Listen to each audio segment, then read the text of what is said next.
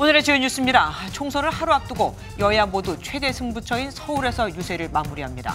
잠시 후 한동훈 국민의힘 총괄선대위원장은 청계광장에서, 이재명 더불어민주당 상임선대위원장은 용산역 광장에서 선거운동의 대미를 장식합니다. 인배는 내일 오후 4시부터 당선 윤곽이 드러나는 모레 새벽까지 AI와 빅데이터 등 첨단 시스템을 활용해 정확하고 흥미진진한 개표 방송을 합니다. 특히 관심이 쏠리는 12개 격전지를 자체 조사해 당선 가능성을 빠르게 전해드리겠습니다. 의대 증원에 반발해 집단 행동 중인 의료계가 내분에 휩싸이며 정부와 대화가 더 불투명해졌습니다. 의협 회장 당선인이 비대위의 권한을 조기 이양해달라고 요구했지만 비대위원장은 거부했습니다. 달이 태양과 지구사를 지나며 햇빛을 완전히 가리는 개기일식이 북미 지역에서 5시간가량 이어졌습니다. 7년 만에 관측된 개기일식에 수억 명의 관심이 쏠렸습니다.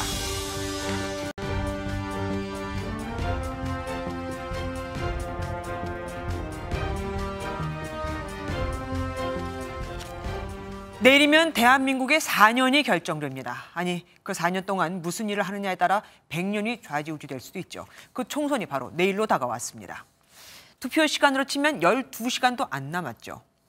151석이냐, 180석이냐, 200석이냐 의석수에 따라 국회를 장악하는 다수당의 입법 권력은 막강해지기에 여야는 그야말로 사활을 걸고 오늘을 살았습니다.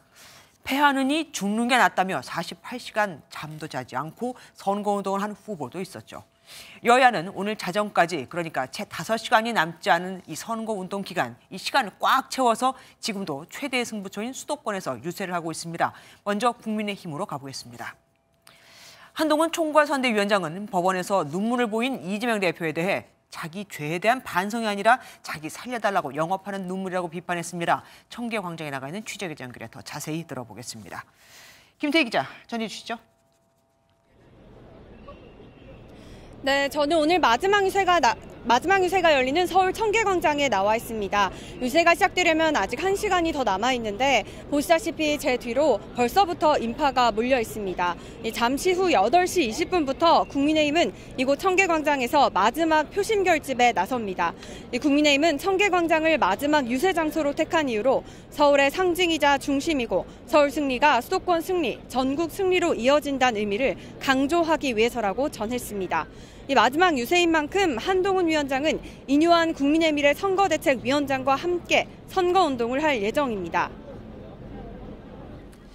한동훈 위원장은 오늘 계속 서울에서 지원 유세를 다녔죠? 네, 맞습니다. 한동훈 위원장 오늘 서울 14곳을 돌며 총력 유세에 나섰습니다. 이 한 위원장은 딱 한 표가 부족하다며 본투표에 꼭 나와달라고 절박함을 호소했습니다.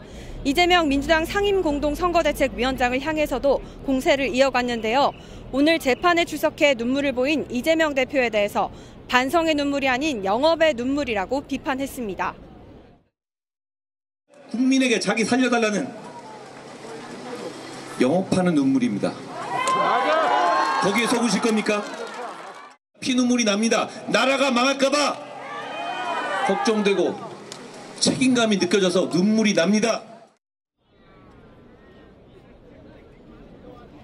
특히 한 위원장은 야권이 200석을 가지면 나라가 무너질 수 있다며 대한민국을 지키기 위해 투표장으로 나와달라고 강조했습니다. 지금까지 서울 청계광장에서 MBN 뉴스 김태희입니다. 더불어민주당은 용산을 택했습니다. 대통령실이 있는 곳인 만큼 정권 심판을 부각하겠다는 겁니다.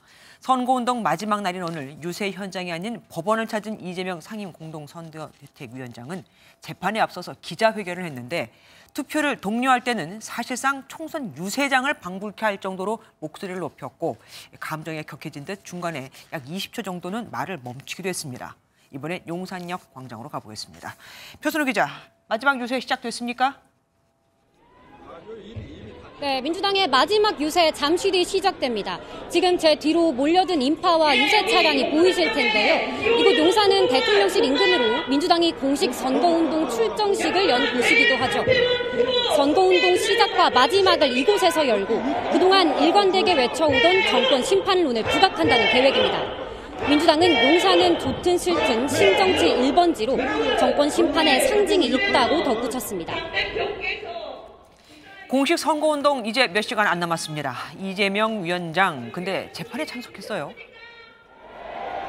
네, 그렇습니다. 이 위원장 오늘 대장동 재판 출석으로 이른 아침 자신의 지역구 인천 계양 을에서 짧은 출근 인사만 마치고 지원 유세는 가지 못했습니다.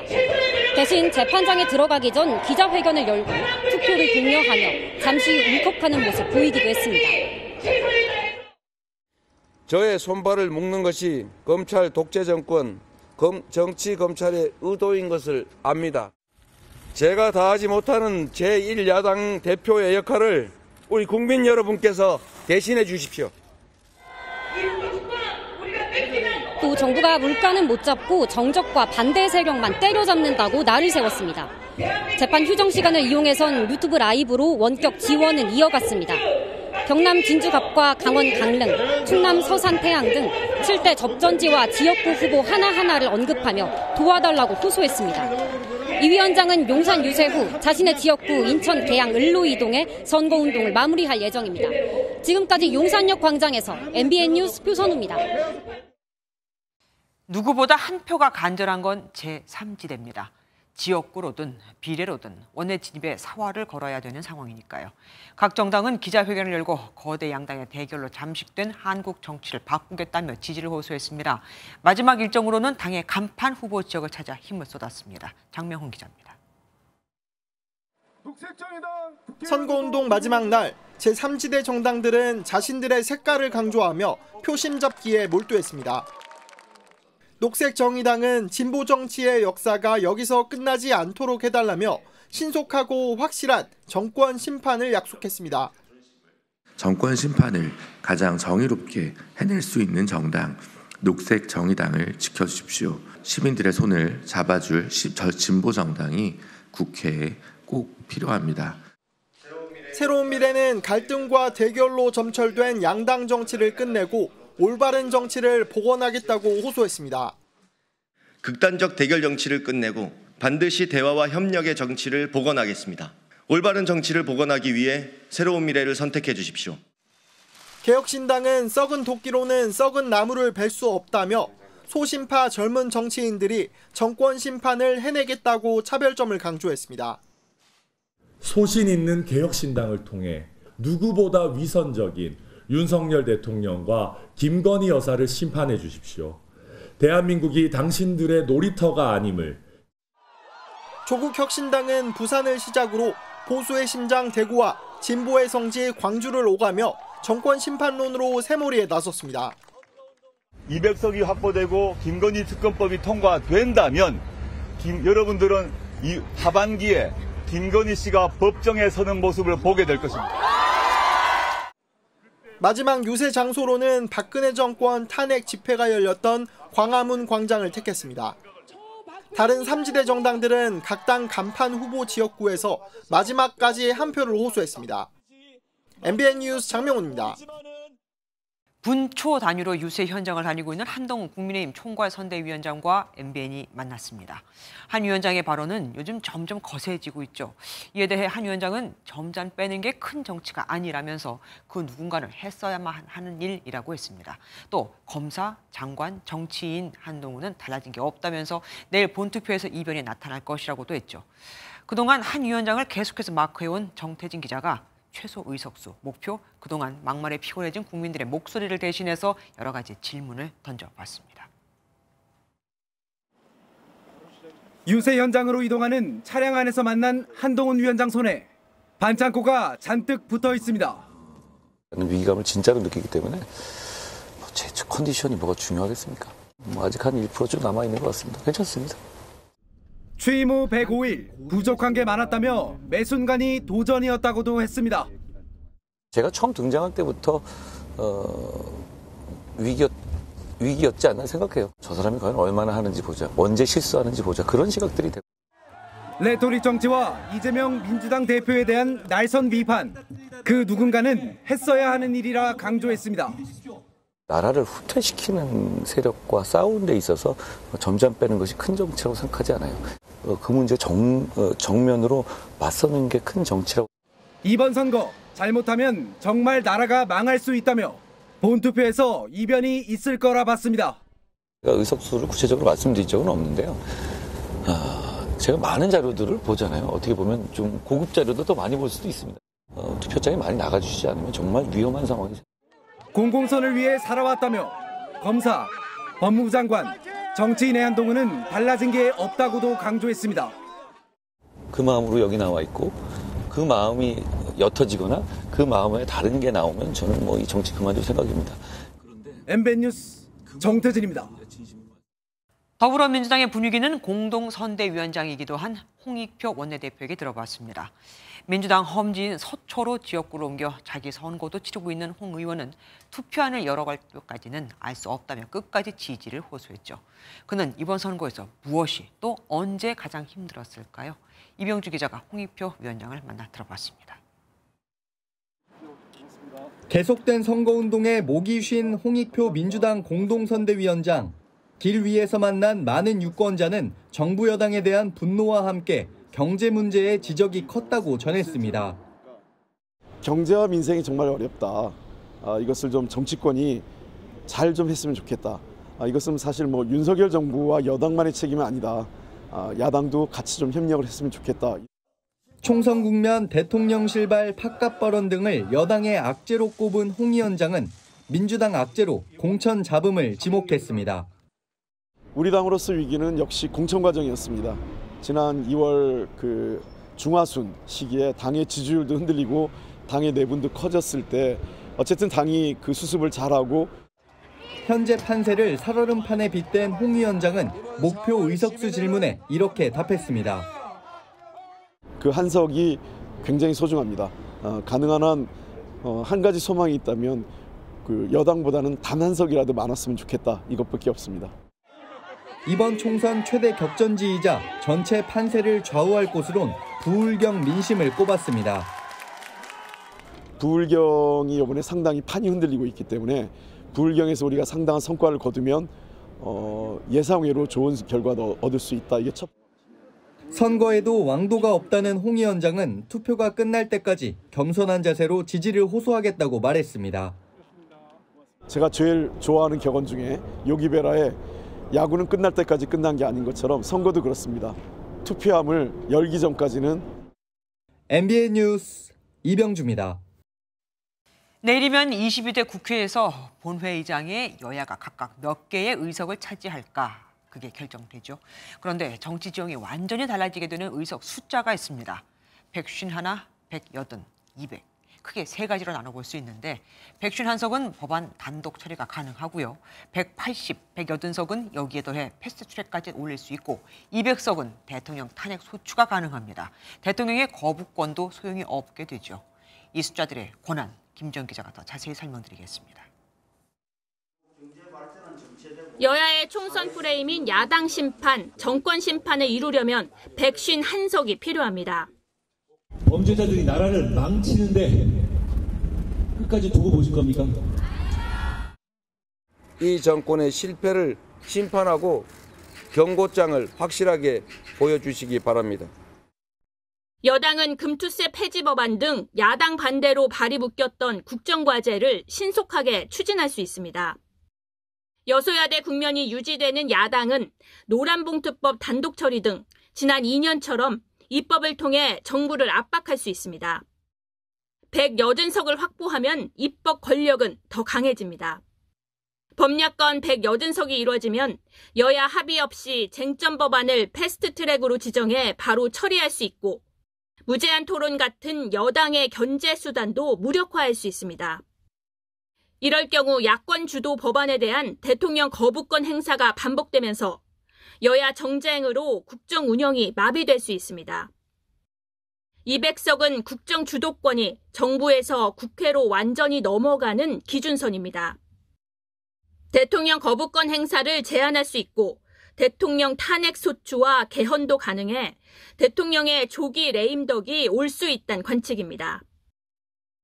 맨 먼저 해야 될 일은 윤석열 대통령의 거부권을 거부할 수 있습니다. 이번 총선 여야 간 의석 격차에 따라 앞으로 전국 주도권이 결정될 전망입니다. MBN 뉴스 김지영입니다. 지역구 격전지의 승부만큼이나 관심을 끄는 건 비례대표 의석이 어떻게 배분이 될까 하는 겁니다. 이번 총선에서는 비례대표 46석을 놓고 38개 정당의 경쟁을 펼치는데 무엇보다 일부 여론조사에서 1위를 기록하기로 했던 조국혁신당 지지율이 실제로 득표로 이어질지가 관심이죠. 강영호 기자가 각 당이 얼마나 비례 의석을 챙길 수 있을까 짚어드리겠습니다. 이번 총선에서 비례대표 후보를 출마시킨 정당은 모두 38곳입니다. 준연동형 비례대표제 하에서 비례정당이 난립한 건데 단연 관심을 모으는 건 조국혁신당입니다. 지난달 3일 공식 창당 당시 10% 중반이던 비례대표 정당 지지율은 한 달 사이 20%를 넘어섰고 일부 조사에선 1위를 기록하기도 했습니다. 당초 10석을 목표로 내세운 가운데 일각에선 비례 의석이 최대 14석에 이를 것이란 예측도 나오고 있습니다. 다만 여론조사상의 지표가 실제 투표장까지 이어지긴 어려울 것이란 전망도 존재합니다. 양극화가 극대화된 상황에서는 사람들이 아무래도 거대 양당 중에 하나를 선택할 가능성이 높기 때문에 조국혁신당의 약진 속에 국민의힘 위성정당인 국민의 미래가 가장 많은 비례 의석을 가져갈 것이란 관측입니다. 실제 비례대표 의석은 3% 이상 득표하거나 지역구 국회의원 5명 이상으로 확보한 정당에 배분되는데 최근 여론조사를 조합해보면 국민의 미래가 14석에서 16석을, 더불어민주연합은 10석 안팎이 예상되고 있습니다. 개혁신당은 하나에서 2석을, 녹색정의당과 새로운 미래는 최대 1석이 될 것이란 전망 속에 지역구 당선자 여부도 비례 의석에 영향을 미칠 전망입니다. 일부 조사에서 순위권에 든 자유통일당의 원내 진입 가능성도 배제할 수 없습니다. MBN 뉴스 강영호입니다. 지난 13일간의 선거운동 기간 동안 여야 대표는 그야말로 전국을 누비며 숨가쁜 일정을 소화했습니다. 이들이 그중에서도 더 신경 쓰고 더 많이 간 지역은 어디였을까요? 국민의힘 한동훈 위원장은 경기 반도체 벨트에 공을 들인 반면 민주당 이재명 위원장은 한강 벨트에 화력을 모은 것으로 나타났습니다. 어디에서 무슨 말로 그 지역 주민들을 설득했을까요? 서영수 기자가 분석해봤습니다. 원톱 체제로 선거를 지휘한 한동훈 국민의힘 총괄 선거대책위원장은 137곳을 방문하며 총력전을 펼쳤습니다. 격전지가 몰려있는 서울과 경기를 가장 많이 찾았는데 특히 반도체 벨트 지역만 11번을 방문하며 공을 들였습니다.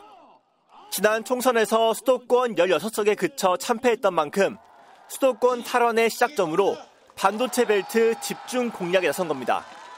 유세 현장에서 범죄자, 이재명, 조국 등의 단어를 주로 사용한 한 위원장은 2조 심판론을 앞세워 표심을 호소했습니다. 지금 범죄자들을 막지 못하면 우리 정말 후회할 겁니다. 이 백석 가지고 국회에서 사면권 행사하도록 하고 그래서 이재명 대표나 조국 대표 자기 죄를 스스로 사면할 겁니다.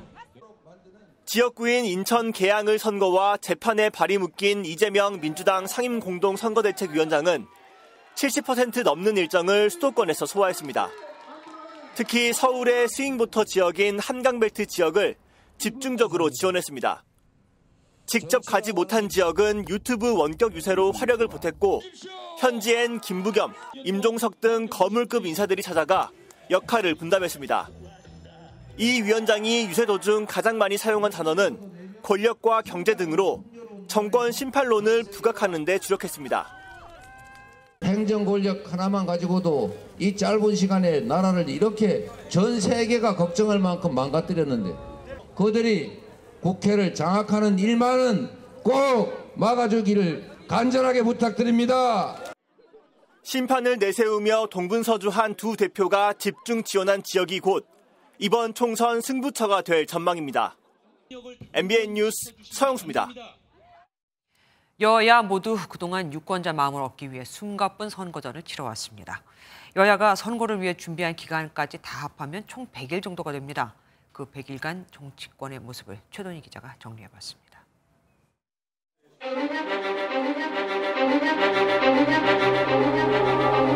9회 말 투아웃에 투스트라이크면 애매해도 후회 없이 휘둘러야 한다. 증오의 정치, 대결의 정치를 끝내고 서로 존중하고 상생하는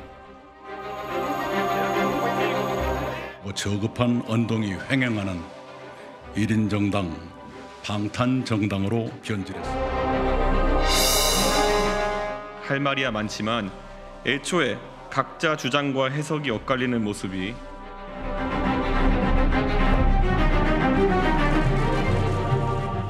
윤석열 검찰 정권의 탄생의 원인을 제공하신 분들 책임 있는 자세를 지금은 그저 참담할 뿐입니다. 왜 이렇게까지 하는지 민주당이 지금 어떤 심각한 위기에 놓여 있는가를 우리가 건너야 할 강은 검찰 독재의 강이고 윤석열의 강입니다. 시스템 공천을 위한 심사평가 방안을 마련했습니다. 국민의힘 정당 역사상 처음으로 저는 선민 후사하겠습니다. 제 임기는 총선 이후까지 이어지는 것으로 알고 있는데 왜곡된 언론 보도가 난무하고 있습니다. 그 배후에 누가 있는지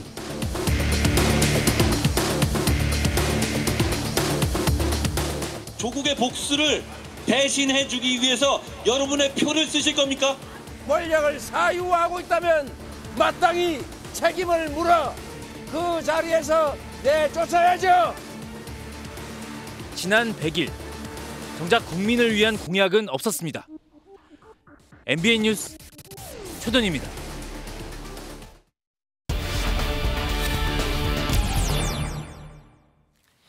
뉴스 추적 국회팀 최돈희 기자와 함께하겠습니다. 어서 오십시오. 총선 결과에 따라 각 당 대권 주자들의 거취가 관심입니다. 네, 일단 여권에서는 한동훈 위원장이 가장 관심이 높은데요. 그렇죠. 한 위원장 이미 자신의 거취에 대해서 언급한 바 있습니다. 4월 10일 이후에 제 인생이 좀 꼬이지 않겠습니까? 이기든 지든. 인생 자체가 마음대로 되지 않는 것이기 때문에 스트라이크 존을 넓혀놔야. 여당의 원톱 사령탑으로서 총선 승리를 이끈 뒤에 보수 진영에서 대세론을 만드는 게 목표일 겁니다. 정치력을 검증받는 첫 시험대지만 패배는 치명적입니다. 당장 책임론이 불거질 테고 당 안팎에서 압박이 시작될 겁니다. 다만 우려했던 수직적 당정 관계에서 분명한 색깔을 냈고 선거 기간 구축한 당내 입지와 팬덤으로 정치적 공간을 넓혔다는 분석도 있습니다. 실제로 이미 변화도 감지되고 있습니다. 제가 선거 끝나면 유학 갈 거라고요? 저는 뭘 배울 때가 아니라 여러분을 위해서 공적으로 봉사하는 일만 남아 있습니다. 그렇네요. 또 다른 여권 인사도 있죠. 인천 계양을에 출마한 원희룡 후보도 있습니다. 여러모로 불리한 선거인 만큼 무게감을 키워 단숨에 진영의 주력 후보로 떠오르겠다는 계산입니다. 험지에서 당대표를 상대한 것만으로도 차기 당권 도전에 명분이 생기고 적은 격차 승부까지 이끈다면 대선 발판을 닦을 수 있다는 분석도 나오고 있습니다. 그런가 하면 야권은 이재명 대표가 있습니다. 네, 여러 사법 리스크에도 야권을 대표하는 대권 주자이면 분명합니다. 본인의 당선은 물론 당의 승리를 이끈다면 유력 대선 주자의 입지를 굳히게 됩니다. 여기에 선거 기간 내내 정권 심판론을 부각한 것도 이런 의도로 풀이됩니다. 민주당과 국민의힘의 대결이 아닙니다. 나라의 주인인 국민과 나라를 망치고 주권을 부정하는 윤석열 정권과의 대결입니다. 하지만 이기더라도 텃밭에서 박빙의 결과가 나온다면 정치적 타격이 불가피해 보입니다. 여기에 또 비례대표도 변수인데요. 조국 혁신당과 야권 내 분열을 이겨내고 표의 확장성을 증명해낸다면 대권 동력은 없겠지만 지난 친명 공천은 양날의 검이 될 수 있습니다. 민주당의 공천은 혁신 공천 그리고 공천 혁명입니다. 과거 어떤 경선에서도 이렇게 당원과 국민에 의해서 이렇게 대규모로 현역이 탈락한 경우가 없습니다. 야권에서 또 다른 주자는 없습니까? 조국 대표도 있는데요.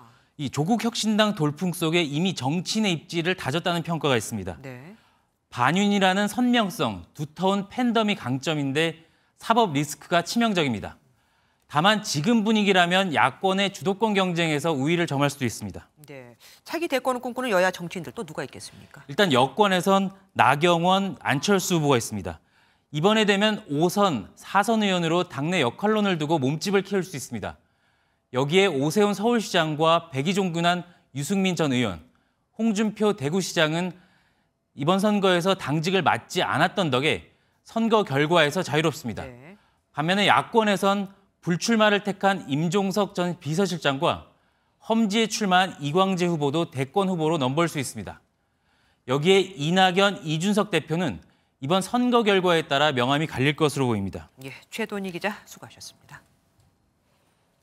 이번 총선부터 모든 투표지를 개표할 때 사람이 일일이 재확인하는 수검표 작업이 도입됩니다. 무려 29년 만에 부활하는 건데 선거 때마다 제기돼 오던 부정개표 의혹을 차단하고 신뢰도를 높이기 위해서입니다. 대신 후보자들의 당락까지 확인을 하시려면 선거 방송을 좀 더 늦게까지 보셔야 할 것 같습니다. 이지율 기자입니다. 개표원들이 지역구 투표용지와 비례대표 투표용지를 한 장씩 펴서 골라냅니다. 먼저 손으로 확인한 지역구 투표용지를 투표지 분류기에 넣어 어느 후보자를 찍었는지 분류합니다. 분류기에서 나오는 투표지를 개표원이 한 장 한 장 넘겨보며 확인한 뒤 은행에서 돈 세는 기계처럼 생긴 심사 개수기에 넣어 집계합니다. 기존엔 투표용지를 눈으로만 빠르게 확인했다면 이번부터 개수기에 넣어 집계하기 전 손으로 일일이 재확인하는 과정을 추가한 겁니다. 이 수검표 작업은 1995년 분류기 도입 이후 사라졌지만 선거 때마다 전자개표에 대한 부정선거 의혹 제기가 잦아지면서 이번 총선부터 다시 도입됐습니다. 투표지 분류기에 대한 의혹이 반복되어 개표 과정의 신뢰성을 강화하기 위해 개표 결과는 과거에 비해 다소 늦어질 것으로 예상하고 있습니다. 선관위는 개표소 여건에 맞춰 개표 사무원 수도 늘리겠다고 밝혔지만 사람 손이 더 많이 가는 만큼 개표 시간은 지난 총선보다 평균 2시간 정도 더 걸릴 것으로 예측하고 있습니다. 지역구 당선자 윤곽은 투표 다음 날인 11일 새벽 2시쯤 드러날 것으로 예상했지만 박빙 승부처일 경우 더 늦어질 수 있습니다. 비례대표 투표지는 역대 최장 51.7cm의 용지를 사용하면서 지난 총선에 이어 이번에도 100% 수개표로 진행됩니다. 비례대표 당선자는 빨라야 11일 오전 6시쯤 윤곽이 드러날 전망입니다. MBN 뉴스 이지율입니다. MBN도 이번 총선을 위해 오랫동안 여러 가지를 준비했습니다. 특별히 제작된 미디어월부터 AI와 빅데이터를 접목한 각종 판세 분석까지 시청자 여러분께 정확성과 즐거움 모두를 선사해드리려고 합니다. 정태훈 기자가 소개해드리겠습니다. 이번 MBN 선거방송의 핵심은 다채로운 분석 시스템입니다. 총선을 위해 특별 제작된 대형 미디어월을 활용한 정치부 기자들의 시원한 분석이 제공됩니다. 지금 이 그래프 CG 보시기 어떠세요? 다 한눈에 들어오세요? AI와 빅데이터를 활용해 총선과 관련한 실시간 이슈를 제시하고 관심 격전지 12곳을 상대로 정확도에 기반한 MBN 자체 승부 예측도 내놓습니다. 터치스크린을 활용해 주요 지역별 판세와 후보를 짚어보며 이루어지는 실시간 대담도 진행됩니다. 후보별 특징이라든지 지역 판세 같은 걸 좀 지도상에 표시를 해가면서 최고의 전문가 패널과 함께 선거 판세를 정확하게 분석하고 이번에 새롭게 국회에 입성한 당선자들의 현장 인터뷰도 신속하게 전달해 드리겠습니다.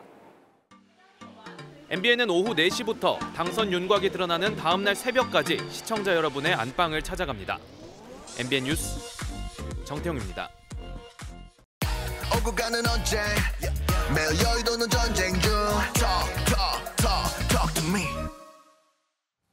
총선 톡톡 국회팀 김도영 기자와 함께합니다. 어서 오십시오. 첫 번째 주제 보겠습니다.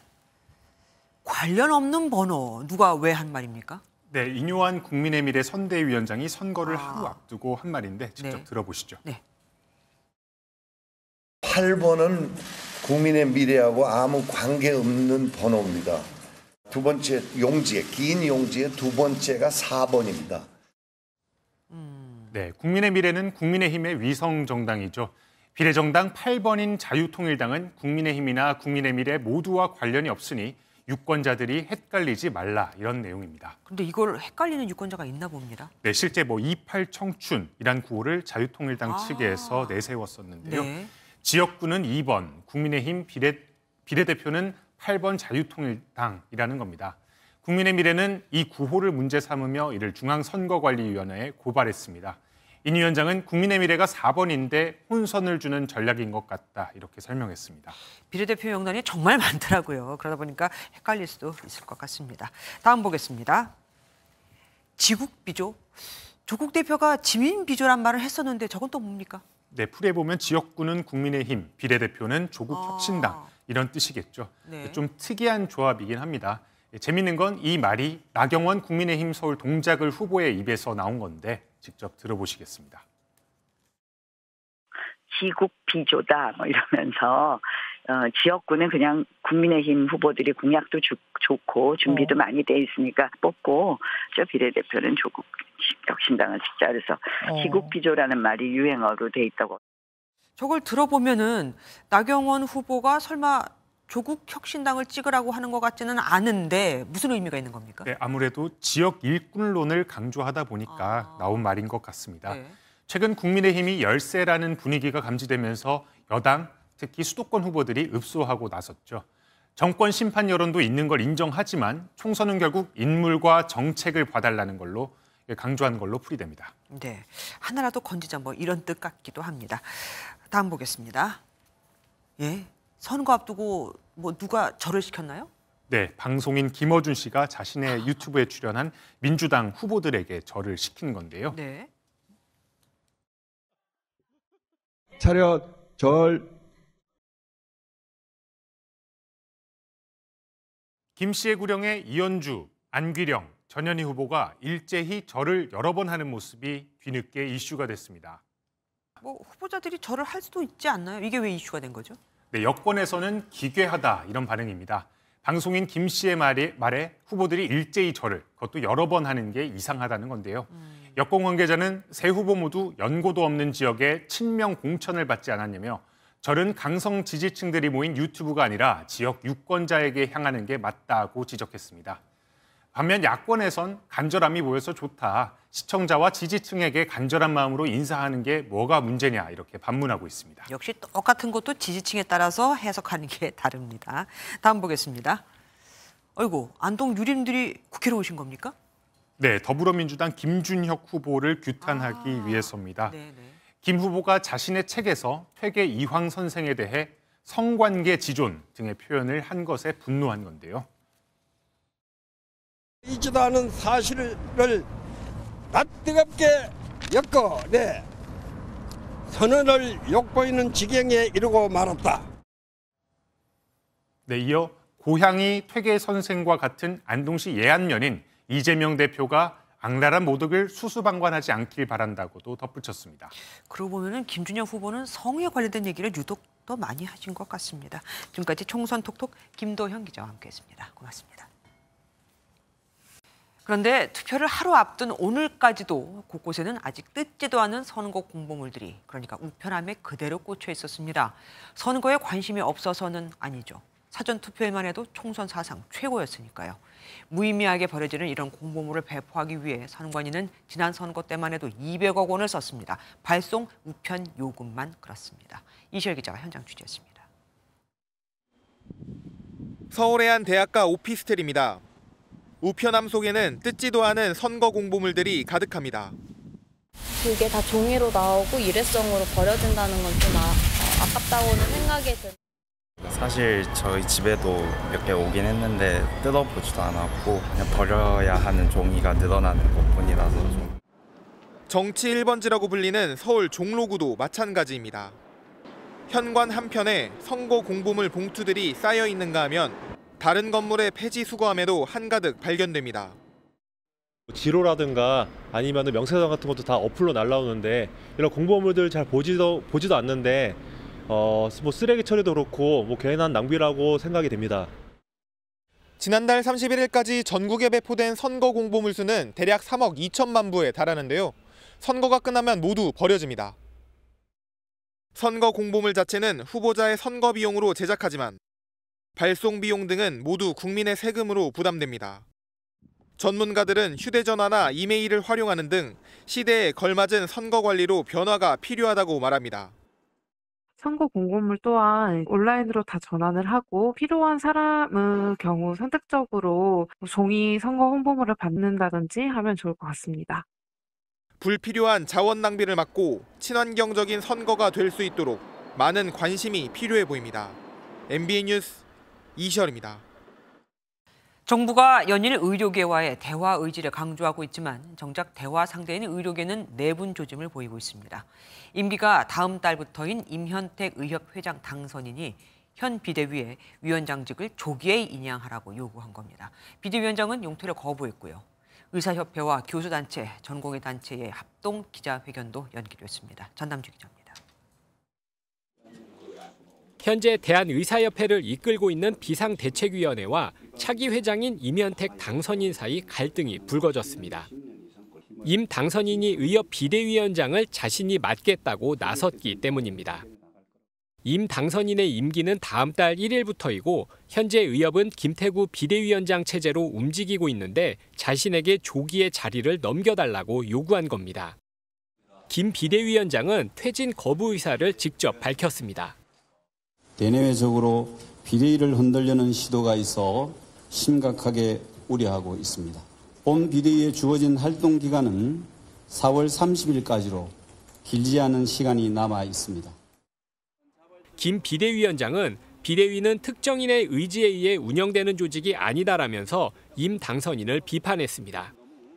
총선 이후 이번 주로 예고됐던 의협과 교수단체, 전공의단체의 합동 기자회견도 연기됐습니다. 박단 대한전공의협의회 비상대책위원장은 의협과 지속적으로 소통하고 있지만 합동브리핑 진행에 합의한 적은 없다고 밝히며 엇박자를 냈습니다. 의사단체 내부에서 갈등 양상을 보이면서 정부와 의료계의 대화 성사는 점점 더 어려워지는 모습입니다. MBN 뉴스 전남주입니다. 이맘때면 대학생들이 MT 많이들 가죠. 가서는 삼겹살을 기본으로 먹다시피 하고요. 당연히 MT초는 이때가 성수기인데 얌체 상술이 또 기승을 부리고 있습니다. 이승민 기자가 취재했습니다. 경기 가평군의 한 정육점에 원산지 단속반이 들이닥칩니다. 아니요. 원산지를 판별하는 키트에 한 줄이 뜹니다. 거래 명세표를 살펴보니 멕시코와 스페인산 고기를 구매한 기록이 남아 있습니다. 업주는 형편이 어렵다고 항변합니다. 제가 지금 개인 회생 중이에요. 이번엔 화성시 제부도의 음식점. 김치 원산지를 국내산이라고 써붙였지만 알고 보니 중국산이었습니다.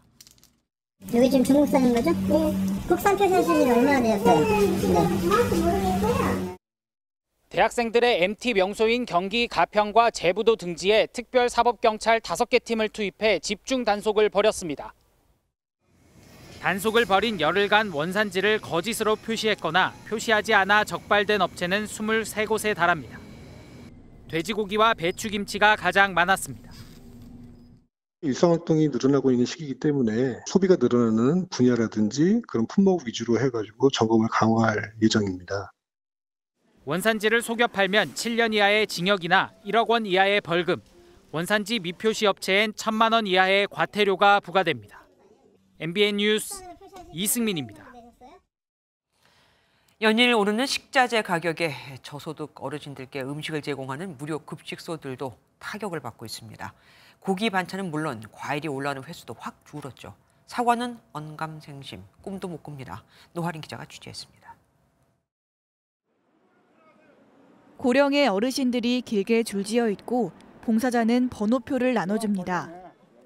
식당으로 걸음을 옮기면서 식판 위에는 음식이 올려집니다. 서울의 한 무료급식소 점심시간 모습인데 노인 등 취약계층이 든든하게 한 끼를 해결할 수 있는 곳입니다. 일주일에 다 세워요. 잘 나와요. 카레, 김밥, 전부 다 먹을 만큼 나와요. 하지만 최근 급격히 오른 채소와 과일 등 식자재 가격은 운영에 큰 어려움을 주고 있습니다. 독지가들의 후원금만으로는 고기 반찬은 고사하고 반찬 3가지를 채우기도 빠듯한 겁니다. 야채 가격 같은 경우도 한 20-30% 올라가지고 제육 불고기를 3-4회를 했었는데 그게 숫자가 한 번씩 줄어들고. 지자체 지원을 받는 복지관 경로식당도 재료를 국산에서 수입산으로 바꾸고 후식 메뉴도 손보고 있습니다. 후식으로 나오던 사과의 도매 가격은 지난해보다 2배 오른 1kg당 9,166원으로 지금은 식단에서 찾아보기 어려워졌습니다. 결국 정부가 노인 밀집 지역의 식사 복지를 적극적으로 챙겨야 하는 실정입니다. 가용자원이 얼마나 있고 필요로 하시는 어르신들은 어느 정도 되는 건지를 고려해서 어떤 그 급식 시설을 지을지 그런 계획이 필요하겠죠. 급격한 농산물 가격 상승에다 지원금마저 제자리를 맴돌면서 무료급식소는 하루하루 어렵게 버텨가고 있습니다. MBN 뉴스 노하린입니다. 자기가 사는 다세대 주택에서 보일러 줄을 자르는 등 난동을 부린 여성이 출동한 경찰에게 흉기까지 휘두르다 붙잡혔습니다. 이 여성은 마약 간이 시약 검사를 거부하고 조사에도 협조하지 않고 있습니다. 백길종 기자입니다. 경찰관들이 다세대 주택 주변을 살펴보더니 살짝 열려있는 지하 1층 출입문을 사이에 두고 누군가와 실랑이를 벌입니다. 몇 분간의 대치 끝에 경찰이 한 여성을 체포합니다. 어제 오후 4시쯤 40대 여성 A씨는 자신이 사는 건물의 보일러선을 훼손하고 가위로 인터넷 선까지 잘랐습니다. 이웃 주민들은 여성의 갑작스런 범행에 황당함을 감추지 못했습니다. 이것도 보일러 선이잖아요. 보일러 전기 코드. 여기 있던 건데 이렇게 당겨가지고 깨지면서 가위에다가 저 우선 잘라놓고. 경찰이 출동하자 A씨는 수차례 흉기를 휘두르며 저항했고 그 과정에서 창문을 열고 전선을 자르기까지 한 것으로 전해졌습니다. 경찰은 이상 행동을 벌인 A씨를 특수공무집행 방해 혐의로 현행범 체포한 뒤 마약 간이 시약 검사를 진행하려 했지만 A씨는 협조하지 않은 것으로 알려졌습니다. 서울 성동경찰서는 마약 투약 여부 등 자세한 사건 경위를 조사하는 한편 구속영장 신청 여부도 검토 예정입니다. MBN 뉴스 백길종입니다.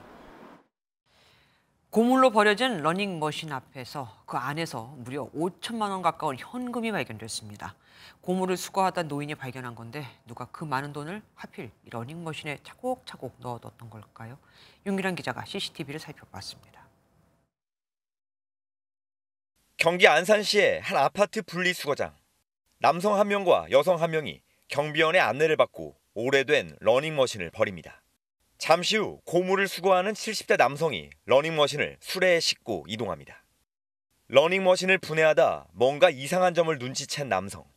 안에서 청록색 천으로 감겨있는 뭉치를 발견했는데 벗겨보니 온통 현금으로 가득했습니다. 남성은 곧바로 경찰에 신고했고 경찰과 함께 현장에서 돈을 세어보니 5만 원권 975매, 무려 4,875만 원에 달했습니다. 러닝머신의 주인을 찾은 경찰은 90살이 넘은 여성의 아버지가 돈을 기계 안에 숨겨놓은 사실을 알게 됐습니다. 치매를 앓는 아버지가 그동안 받은 국가유공자연금을 차곡차곡 모아둔 겁니다. 그건 뭐 내 거 아닌데 바로 신고했죠. 나보다 더 좋은 일 하는 사람도 많은데 저도 나이 먹었지만 얼마나 그걸 안 쓰고 안 됐죠. 경찰은 돈을 발견해 신고한 전 씨에게 감사장을 전달했습니다. MBN 뉴스 윤기란입니다. 지금 저 지도에서 미국 지도에서 보이는 주황색 대각선이 뭔지 아십니까? 예약이 마감된 에어비앤비 숙소들입니다. 미국에서 7년 만에 관측되는 개기 예식을 보기 위해서 사람들이 몰려든 거였죠. 이날 이 시각에 맞춰 합동 결혼식을 올린 이들이 수백 쌍, 경제 효과만 8조 원이 넘습니다.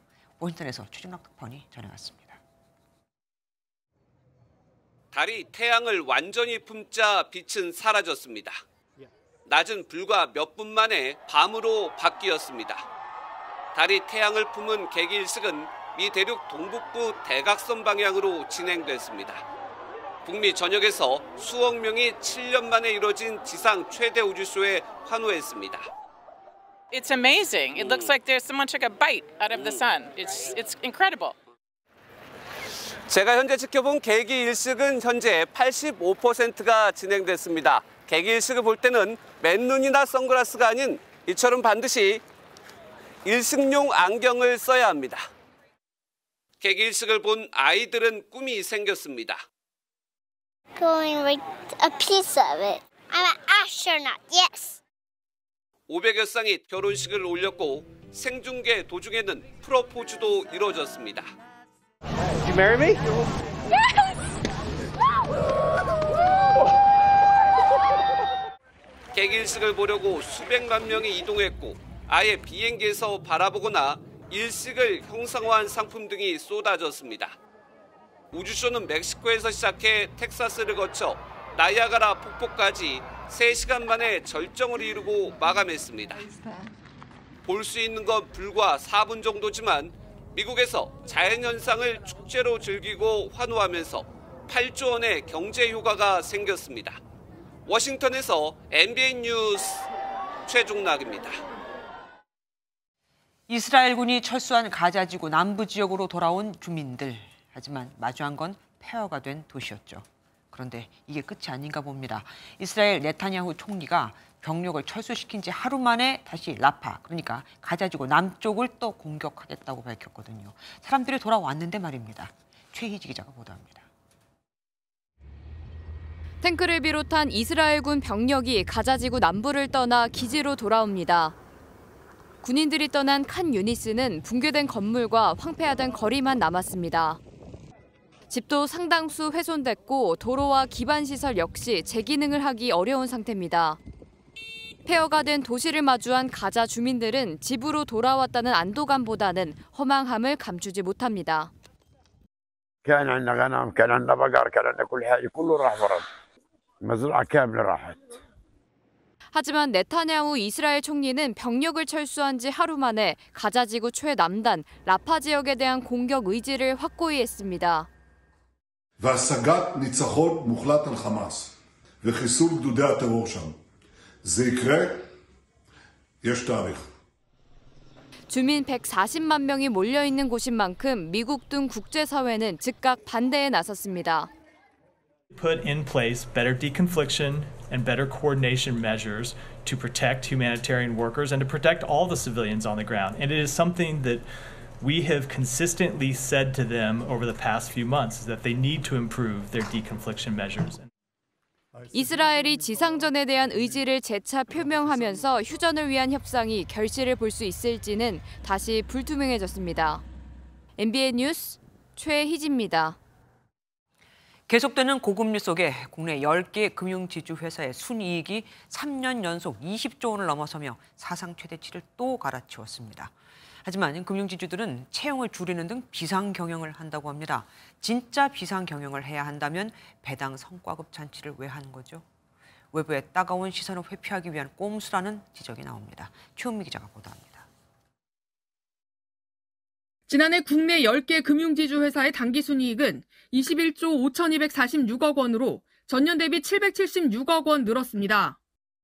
정부 압박으로 상생금융에 1조 원 넘게 내놨는데도 은행은 7,863억 원, 보험은 1조 146억 원 순이익이 증가했기 때문입니다. 하지만 금융지주들은 올해 상생금융과 홍콩 ELS 배상을 이유로 비상경영을 꺼내들고 있습니다. 가장 먼저 마케팅 비용과 광고 홍보 예산을 10에서 20% 삭감했고 신규 채용도 큰 폭으로 줄였습니다. 실제로 지난해 250명을 뽑았던 4대 은행은 올해 국민은행과 신한은행이 100명, 하나은행과 우리은행이 각각 150명과 180명을 뽑으며 지난해보다 절반 가까이 채용 규모를 줄였습니다. 하지만 이는 막대한 이자 장사와 고위험 상품 판매에 따른 따가운 외부 시선을 피하기 위한 엄살이라는 지적도 있습니다.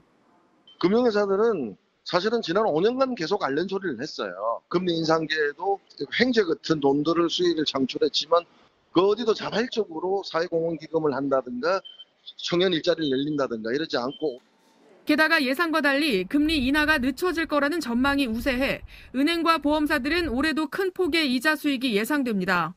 미국도 이제 경기가 너무 좋기 때문에 인플레이션 재발을 우려해가지고 금리 인하 시점이 좀 늦어질 것 같고 우리나라도 좀 예상보다는 늦어질 것 같다 이렇게 보고 있는 거죠.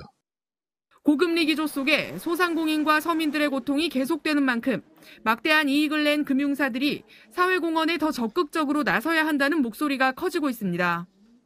MBN 뉴스 최현미입니다. 보통은 전통시장에서 파는 과일이나 채소값이 대형마트보다 더 싼데 요즘은 그렇지 않습니다. 유통 채널이 명확한 대형마트 위주로 정부 예산이 투입됐기 때문입니다. 논란이 일자 정부가 전통시장 지원을 대폭 확대하기로 했습니다. 어떤 품목들인지 이승훈 기자가 알아보았습니다. 서울 성산동의 한 전통시장입니다. 부사 사과 하나에 4,000원 선으로 대형마트보다 가격이 비쌉니다. 예산을 투입해 납품 단가를 내리는 지원책이 대형마트 위주로 집행되면서 전통시장의 판매 가격이 상대적으로 비싸게 느껴지는 겁니다. 코로나보다 더 심각하죠. 요즘 우리 시장에 지원도 되는 것도 없는데 단가가 워낙 비싸다 보니까. 논란이 일자 정부는 온누리 상품권을 돌려주는 등 간접적인 지원책을 내놨지만 소비자들은 여전히 외면하고 있습니다. 정부는 결국 전통시장에도 직접 지원을 대폭 확대하기로 했습니다. 서울 11개 전통시장에서 이달 초 시범 사업을 한 데 이어 12일까지 서울 16개 시장에 추가 자금을 투입하는 겁니다. 사과와 대파, 오이, 애호박 등 4개 품목입니다. 납품 단가를 지원받으면 파 한 단에 1,400원, 사과 한 개에 1,800원 선으로 50%가량 저렴하게 구매 가능합니다. 정부는 예산 확보를 통해 전국 중소시장까지 대상을 확대해 나갈 방침입니다. MBN 뉴스 이승훈입니다. 지난달 1인 세대가 사상 처음으로 1,000만을 돌파했습니다. 불과 석 달 전에 1,000만 세대가 눈앞이라고 전해드렸는데 벌써 이렇게 된 겁니다.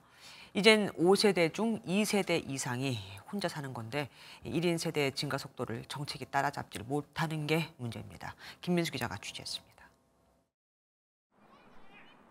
입단 연령 85세. 전국 최고령 축구단 회원들의 열기가 그라운드에 가득합니다. 지난해 창단한 뒤로 1인 세대 어르신들의 관심이 부쩍 늘고 있습니다. 새로운 사람들이 자꾸 들어오니까 이제 활성화가 되는 거죠. 축구단에 소속된 어르신 20명에게 문의해보니 5명이 혼자 지내는 1인 세대였습니다. 축구 경기가 끝나고 1인 세대원 최상학 씨의 집을 찾았습니다. 왁자지껄했던 그라운드가 꿈이었던 것처럼 이곳은 적막합니다. 샤워하고 그러고 나면 이제 저녁 먹게 되죠. 저녁 먹고 나면 TV 보는 거지 뭐. TV 보다가 시간 되면 자고. 1인 세대인 최상학 씨의 집에선 이웃과 교류한 흔적을 찾을 수 없습니다. 5개월 전 지자체에서 제공한 김장김치 상자가 그동안 이곳에 남은 유일한 교류의 흔적입니다. 급격한 고령화와 비혼주의 확산 등의 영향으로 지난달 1인 세대가 처음으로 1,000만 명을 돌파했습니다. 연령별로 따져보니 60대가 185만 세대로 가장 많았고 30대가 168만 4천 세대, 50대가 164만 세대 순이었습니다. 70대 이상 고령층도 200만 세대 가까이 차지했습니다. 전문가들은 1인 세대가 너무 빨리 늘어나면서 사회적으로 고립되고 끝내 벗어나지 못하는 문제가 갈수록 심해지고 있다고 지적합니다. 한국 사회가 전체적으로 일종의 축소 사회화된다라고 이제 이해하는 게 맞을 것 같고요. 그렇다고 하면 이렇게 이제 사실 이제 빠르게 어떤 인구 변화라고 하는 것들이 나타나기 때문에 굉장히 이제 새로운 정책 수요를 이제 야기를 하고 있습니다.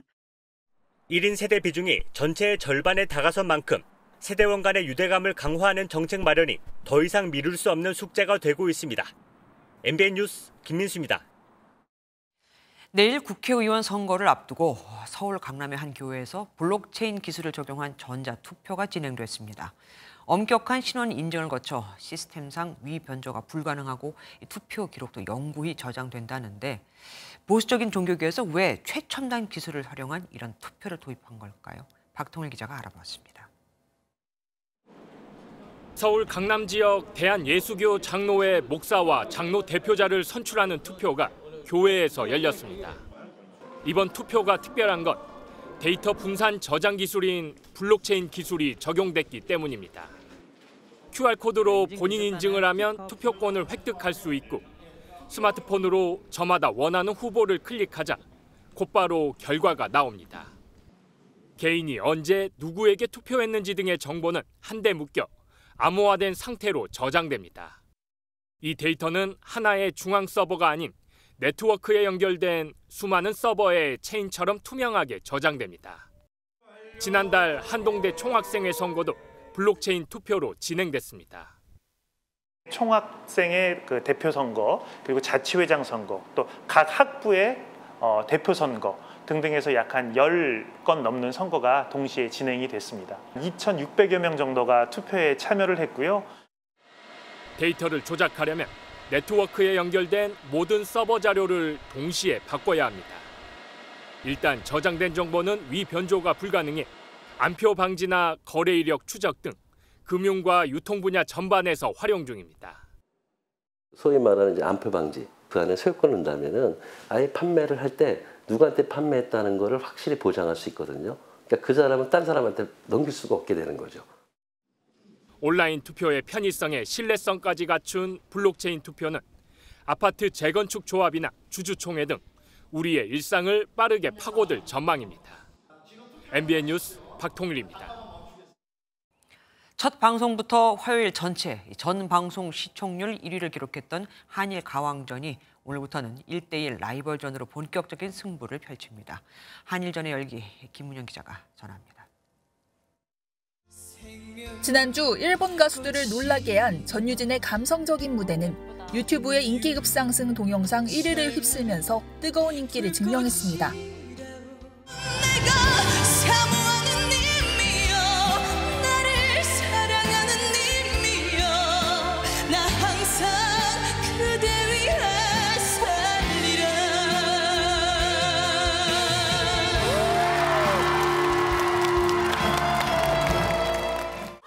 마이진의 시원한 노래와 김다연의 사랑스러운 안무까지 한일 가왕전은 첫 방송부터 전체 1위를 기록하며 팬들의 관심을 받았습니다.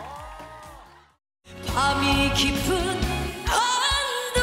안동역에서 따르르 따르르 내가 네 누나야. 트롯걸즈 재팬의 우승자인 후쿠다 미라이는 독특한 음색으로 귀를 사로잡았고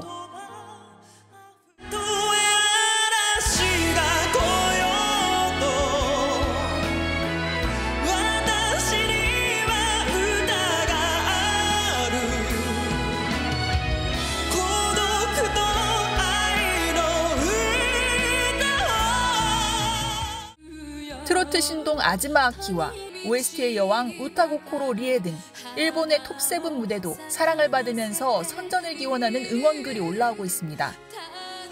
오늘은 3전 2승제로 향하는 첫 번째 관문으로 1대1 라이벌전이 펼쳐집니다. 린이 생애 처음으로 일본어 노래에 도전하자 팬을 자처한 마코토도 장윤정의 약속을 선택해 맞불 승부수를 펼치는 등 물러설 수 없는 치열한 승부를 예고했습니다. 국가대표라는 자부심을 걸고 대결하는 한일가왕전. 오늘 밤 10시 무대에 양국 시청자들의 눈길이 쏠립니다.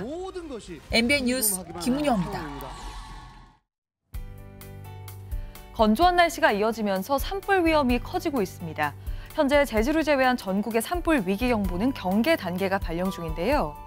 여기에 서울을 비롯한 수도권과 강원 영서, 충북 지역에는 건조주의보가 발효 중입니다. 꺼진 불씨도 한 번 더 확인하셔야겠습니다. 내일 투표하러 가시는 길 날씨로 인한 큰 불편함은 없겠습니다. 하늘에는 구름만 다소 지나겠고 서울 낮 기온이 19도까지 올라서 포근하겠습니다. 오늘 밤까지 호남에는 5mm 미만의 비가 지나겠습니다. 영남 해안으로는 강풍특보가 발효 중입니다. 내일 중부지방 아침 기온은 서울이 9도로 출발해 한낮 기온은 19도까지 오르겠습니다. 남부지방도 광주와 대구가 20도까지 올라서 전국적으로 일교차가 10도에서 15도 안팎까지 벌어지겠습니다. 모레 오전에는 중북부 지방에 비가 조금 지나겠고요. 이후로는 평년보다 따뜻한 날씨가 이어지겠습니다. 내주셨습니다.